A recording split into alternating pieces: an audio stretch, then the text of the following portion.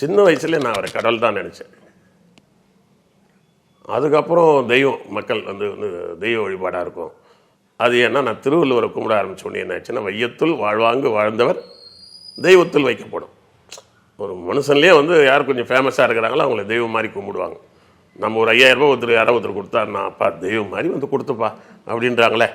நான் படிக்கும்போது படிக்கிறதுக்கு வசதி இல்லை, இவங்க தான் கொடுத்து தெய்வம் மாதிரி எங்களுக்கு ஹெல்ப் பண்ணாங்க. இப்போ உதவி செய்கிறவங்களே தெய்வமாக நினைக்கிற பாங்கு இருக்குது. அந்த வகையில் முருகன் எல்லாருக்கும் உதவி செய்திருக்கிறாரு, அதனால தெய்வம்னு சொல்லியிருக்கலாம். ஆனால் அவர் மனிதரா, அவருக்கு பிறப்பு இறப்பெல்லாம் உண்டா, இதெல்லாம் ஆராய்ச்சி பண்ண ஆரம்பித்தேன். ஆராய்ச்சி பண்ணும்போது இயற்கையாகவே இந்த ஆராய்ச்சிக்கு தூண்டுதலாக இருந்தது யார் தெரியுமா? என்னுடைய பேர பையன். நான் என்ன சொன்னல, அடிக்கடி ஏதாவது ஒன்றா குழந்தைங்களுக்கு மொட்டை அடிக்கணும்னா பழனி தான் போகணும். என்னுடைய மகளுடைய பையன் வந்து ஒரு லேட்டாக தான் குழந்தை பிறந்தது அவங்களுக்கு. அந்த குழந்தைக்கு வந்து மொட்டை அடிக்கிறதுக்கு அங்கே போயிடணும். மொட்டைலாம் அடிச்சுட்டு பழனியிலேருந்து காரில் போயிட்டே இருக்கிறோம். போகிற வழியில் பேர் என்ன சொன்னான், இவங்களுக்கு வந்து இது வாங்கி கொடுப்பீங்களா, மீன் வாங்கி கொடுப்பீங்களா அப்படின்னு கேட்குறாங்க. இவங்க சொல்கிறாங்க, டேய் நாளைக்கு வந்து வைகாசி விசாகம், முருகர் பிறந்த நாள், அதில் வந்து எதுவுமே சாப்பிடக்கூடாது, கோயிலெலாம் பார்த்துட்டு ஊருக்கு போகிறோம்ல, அப்போ உனக்கு மீன் சிக்கன் எல்லாம் வாங்கி தரோம், இப்போ எதுவும் கேட்கக்கூடாது அப்படின்ட்டாங்க. அவன் சைலண்ட்டாக வரான். ஏன்னா குழந்தைக்கு தெரியாது இல்லையா இது என்றைக்கு சாப்பிடணும் அப்படின்னு. பக்கத்தில், தாத்தா வைகாசி விசாகம் தான் முருகர் பிறந்தாரா? ஆமாம் அப்படின்னு. உங்கள் பிறந்த நாள் என்ன கேட்டான். சொன்னேன். பாட்டி பிறந்த நாள் என்ன கேட்டான்.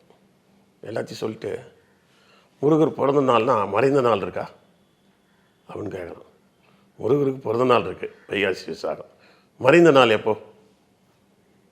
உடனே எங்கள் ஒய்ஃபு, டாய் முருகருக்கு போய் மறைந்த நாள் கேட்குற, கடவுள்டா அவரே.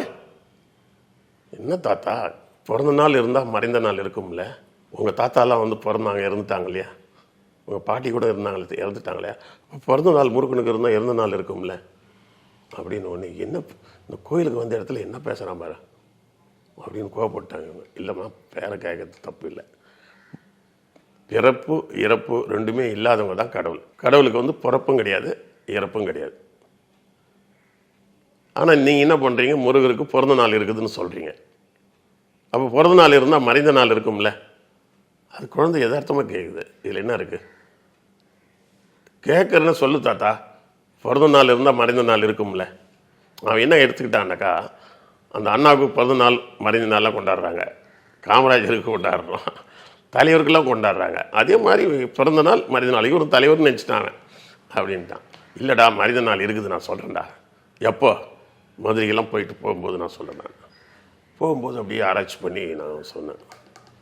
அப்போ வந்து அவன் கேட்குறான், இந்த கேள்வி அவன் தான் என்கிட்ட கேட்டான். அவர் வந்து கடவுளா தெய்வமா மனுஷனா? அவன் கேட்கும்போது போகிற வழியில் அப்படியே திங்க் பண்ணிவிட்டு கதையை சொல்லி லைட்டாக சொல்கிறேன். ஆறுபடை வீடுனா என்ன? இல்லைனா முருகர் வந்து இந்த ஒவ்வொரு படை வீடை பற்றி அவனுக்கு சொல்கிறேன் நான். முருகர் பிறந்த இடம் வந்து திருப்பரங்குன்றத்தில் பிறந்தார். அவர் வந்து இது இருக்கு இல்லையா, இந்த என்ன சொல்கிறேன்னா சரவண பொய்கை குளத்தில் பிறந்தார். அங்கே தான் சரவண பொய்கை இருக்குது. ஆஹா, அவர் சிவன், அவள் அப்பா வந்து சிவனுடைய பிள்ளை. அவர் வந்து அங்கே தான் வளர்ந்தார்.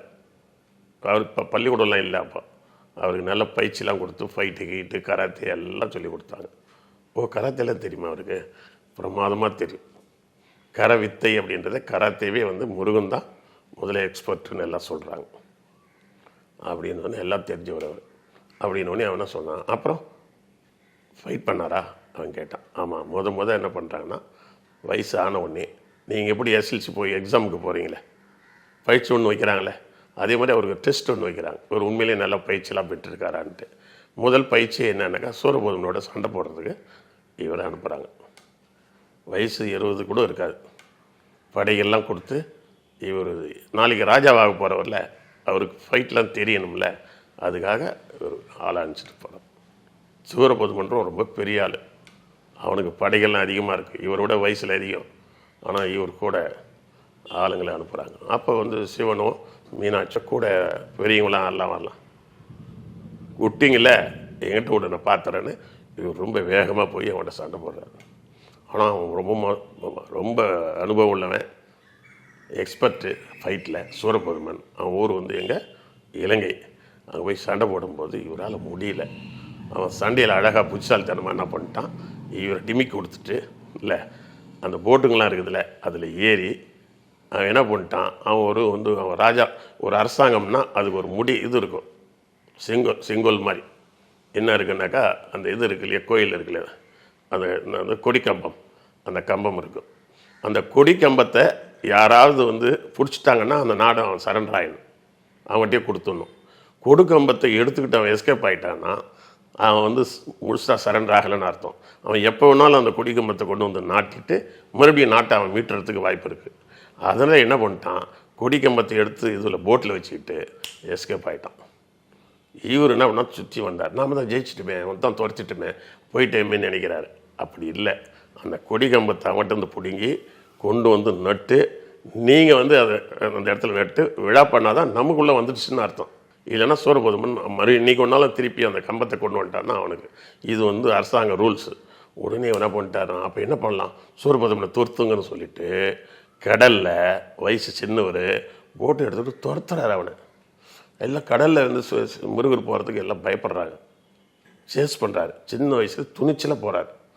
துரத்திக்கிட்டே போகும்போது அவன் எங்கே போகிறான், எஸ்கேப் ஆகி போகிறான்னா அவன் ஒரு தீவில் போகிறான். அந்த தீவில் போய் அவனை மடக்கி அவனை காலி பண்ணி அந்த மரத்தை எடுத்துகிட்டு திரும்ப நட்டு முருகர் ஜெயிச்சு சூரபதுமனை வெற்றி பெற்றதுனால அதான் சூரபதுமனுடைய 2வது படை வீடு. இவர் பிறந்த இடம் திருப்பரங்குன்றம், சண்டை போட்ட இடம் திருச்செந்தூர், 2வது படை வீடு அப்படின்னாரு. ஓ இப்போ இருக்குதா? இன்னொரு சந்தேகம் ஐயாங்க, அந்த சண்டை போட்ட இடம்னு சொன்னீங்களே, ஆக்சுவலாக அந்த மலேசியா சிங்கப்பூர் அந்த சைடா? ஆக்சுவலாக பார்த்தீங்கன்னா திருச்செந்தூர்லேருந்து துரத்திக்கிட்டு போனால அவனுக்கு ஒரு 100-150 போட்டில் எஸ்கேப் ஆகிட்டானுங்க. இவர் உடாப்பொடியாக இவருக்கு முத வாட்டரில் போகிறார். அவன் வாட்டரில் அவங்களுக்கு பழக்கம், வாட்டர் விட்டு போய் கடலில் ரவுண்ட் அடித்து பழக்கம். ஆனால் இவர் முத போகிறாரு. சிவன் குடும்பமே பயப்படுது இவர் தண்ணியில் போகிறதுன்னு. துணிச்சலாக போய் போட்டில் சேஸ் பண்ணிட்டு போகிறார். சேஸ் சொன்னால் எவ்வளோ தூரம் போகிறாங்க, ஒரு 3000-4000 கிலோமீட்டர். மலேசியாவுக்கு தான் அவன் முதல்ல போகிறான். மலேசியாவில் 10 மலைன்னு ஒரு இருக்கு இல்லையா, இந்த 10 மலை முருகன் விழா பார்த்தீங்கன்னா வேர்ல்டு ஃபேமஸ். ஏன் அங்கே வருதுன்னா அங்கே ஒரு வைப்ரேஷன் ஏன் இருக்குன்னா, முருகன் துரத்திக்கிட்டு போய் அவர் மலேசியாவில் தான் ரவுண்டப் பண்ணுறார். மலேசியாவில் 10 மலைக்கு பக்கத்தில் மராத்தான் ஒரு கிராமம் இருக்குது. மராத்தான் முருகன் கோயில் பேர். அதுக்கு மலேசியாவில் இருக்கிற அந்த இது இருக்கு இல்லையா, 10 மலை முருகன் கோயிலேருந்து உள்ளுக்குள்ளே காட்டில் போனால் 50 கிலோமீட்டரில் ஒரு முருகன் கோயில் இருக்குது. அதுக்கு மராத்தான் முருகன் பேர். இப்பயும் அதான் மரத்தாண்டவர் முருகன் பேர். பெரிய கோயில், ஆனால் பெரிய கோயில் இருக்காது, பெரிய கோயில். அதுக்கு இப்போ நம்ம ஐயப்பன் கோயிலுக்கு எப்படி காட்டு வழியாக நடந்து போனோம், அந்த மாதிரி அந்த காட்டு வழியாக நடந்து போய் தான் பார்க்கணும். நானும் போனேன், போய் பார்த்து பெரிய கோயில், நல்ல ஓவல் ஷேப்பில் அழகாக வித்தியாசமாக பண்ணியிருக்காங்க. அந்த இடத்துல என்ன சொல்கிறாங்கன்னா, இங்கே தான் சூரபதுமனை அடித்தார்ன்றான். இந்த காட்டுக்குள்ளே எஸ்கேப் ஆகும்போது தான் அழிச்சிருக்கிறார். மலேசியா வரைக்கும் துரத்திக்கிட்டு போய் அந்த மலேசியாவுடைய உள்ள காட்டில் தான் அவனை அழிச்சிருக்கிறாரு. அழிச்சிட்டு என்ன பண்ணிருக்காங்கன்னா, இந்தோனேசியா இந்தாண்ட பார்க்க இது இருக்கு இல்லையா, இதுக்கு பக்கத்தில் அந்த மலேசியாவுக்கு பக்கத்தில் இருக்கலாம், சிங்கப்பூர் சொல்கிறேன், சிங்கப்பூர் எல்லா ஊரையும் ரவுண்டாக பண்ணியிருக்காரு. இந்தோனேசியாவிலேயே ஒரு அடையாளம் இருக்குது. என்ன இருக்குன்னா, முருகர் அங்கே ஃபைட் பண்ணதுக்கு போனதுக்கு அடையாளமாக என்ன பண்ணியிருக்காருன்னா, இந்தோனேசியாவில் பாறையில் அவருடைய கால் பாதங்கள் இருக்குல்ல, அதை அந்த செதுக்கி இருக்கிறாங்க பாறையில். இப்போ இருக்கா? இருக்கு. அது டூரிஸ்ட் பிளேஸாக இருக்குது. குமரன் பாதம்னு பேர் அதுக்கு. ஓ, தமிழ்லேயே இருக்கா? ஆமாம், சிங்கப்பூர் தமிழ்நாடு தானே. அங்கே போய் அது வரைக்கும் போயிட்டு அந்த இடத்துல திரும்பி வந்திருக்காரு. அதனால் அங்கே போயிட்டு வந்தோம்ன்றதுக்கு அடையாளமாக என்ன காலை பதிவு பண்ணுறதுன்னு ஒன்று இருக்குது. சில இடங்களில் ராமர் பாதம் இருக்குது. அந்த மாதிரி அவங்க வீரத்தை அதை பதிவு பண்ணியிருக்காங்க. இப்படிலாம் பண்ணிட்டு அதனால தான் கிழக்கு ஆசியா நாடுகள் இருக்காங்களே, அதில் முருகன் ரொம்ப ஃபேமஸாக இருக்கிறதுக்கு காரணம்னாக்கா, மலேசியா, இந்தோனேசியா, பர்டிகுலராக இது நம்ம சிங்கப்பூர் போன்ற நாடுகளில் முருகன் நம்பர் 1 ஃபேமஸாக இருக்கிறார். ஆக்சுவலாக அது ஒரு படை வீடு மாதிரி தான். 10 மலைக்கு பக்கத்துலேயே எதிர்க்க ஒரு தெரு இருக்குது. அங்கே ஒரு முருகன் கோயில் இருக்குது. அந்த கோயிலுக்கு பேர் என்னென்னா செந்தூல் முருகன். இங்கே இருக்கிறது செந்தில் முருகன், எது திருச்செந்தூரில். அந்த கோயிலுக்கு பேர் செந்தூர் முருகன். அது கொஞ்சம் வார்த்தை மாதிரி இருக்குது. அதுவும் கேட்குறேன், 3000 பழைய காலத்து கோயிலுங்க அது. அப்போ முருகர் போனதுக்கு ஒரு அடையாளம் இதெல்லாம். ஆக முருகர் இதெல்லாம் வரலாறு. நான் சொல்ல வர்றது என்னன்னாக்கா, முருகர் ஒரு திருச்செந்தூரில் பிறந்தார், அங்கே வளர்ந்தார். தன்னுடைய வீரத்தை காட்டினா தான், எப்படி எக்ஸாமில் மார்க் ஷீட்டு காட்டினா தான் வேலை கிடைக்குமோ, அந்த மாதிரி இந்த மாதிரி ஃபைட்டு கீட்லாம் பண்ணி வீரத்தை காமிச்சாதான் ராஜா ஆக்குவாங்க அந்த காலத்தில். இல்லைன்னா இவர் எப்படி ராஜாவாக இருக்க முடியும்? நாட்டை பாதுகாக்க மாட்டார். அதனால் வீரத்தை இவர் முதல்ல போய் கிழக்காசியா நாடுகள் பூரா போயிட்டு ரவுண்ட் பண்ணி சூரபதுமனை காலி பண்ணி அந்த நாட்டை பிடிச்சிருக்கிறார்.